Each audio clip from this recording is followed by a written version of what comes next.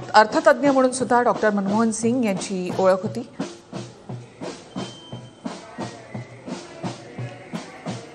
आरबीआयचे 2 गव्हर्नर जे अर्थमंत्री बनले त्याच्यामधले एक म्हणजे डॉक्टर मनमोहन सिंग आणि दुसरं नाव म्हणजे सी.डी. देशमुख.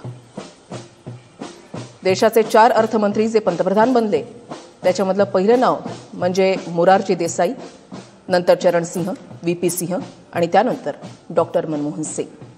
डॉक्टर मनमोहन सिंग यांचा देशाच्या आर्थिक आणि राजकीय विश्वामधला प्रवास हा तसा थक्क करणारा. त्याचबरोबर इंदिरा गांधींपासून त्यांनी तब्बल 7 पंतप्रधानांसोबत काम केलं. मितभाषी असलेले डॉक्टर मनमोहन सिंग यांनी आपल्या निर्णयांनी संपूर्ण जगाचं लक्ष वेधून घेतलं होतं.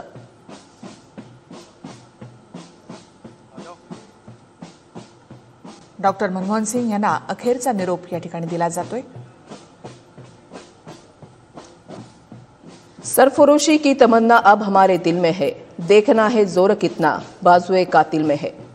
29 फेब्रुवारी 1992ला अर्थमंत्री असताना डॉक्टर मनमोहन सिंग यांनी या शेरोशायरीनं आपलं अर्थसंकल्पाचं भाषण संपवलं होतं आणि या माध्यमातून त्यांनी देशाची इकॉनॉमी जगासाठी खुली करण्याच्या निर्णयावर निर्माण केलेल्या शंकेला उत्तर दिलेलं होतं. डॉक्टर मनमोहन सिंग यांची पहिली टर्म ही आणखी एका गोष्टीसाठी ऐतिहासिक मानली जाते. म्हणजे त्या काळामध्ये शेतकऱ्यांना सर्वाधिक कर्जमाफी मिळाली होती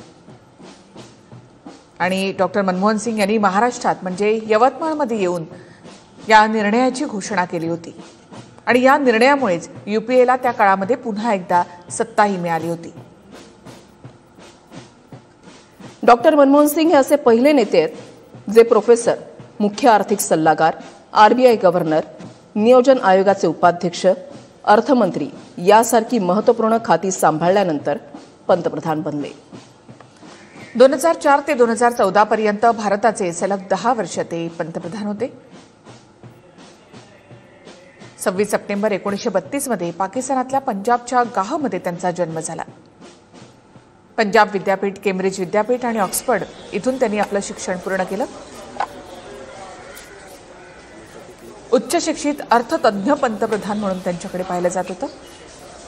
भारताच्या आर्थिक आणि सामाजिक कल्याण सुधारणांना आकार देण्याचं श्रेय डॉक्टर मनमोहन सिंग यांना दिलं जातं.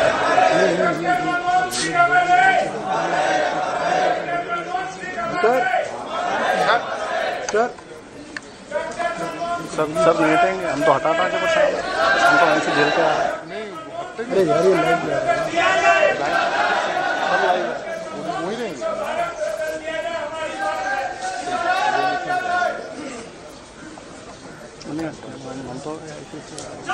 नहीं हो रहा सर.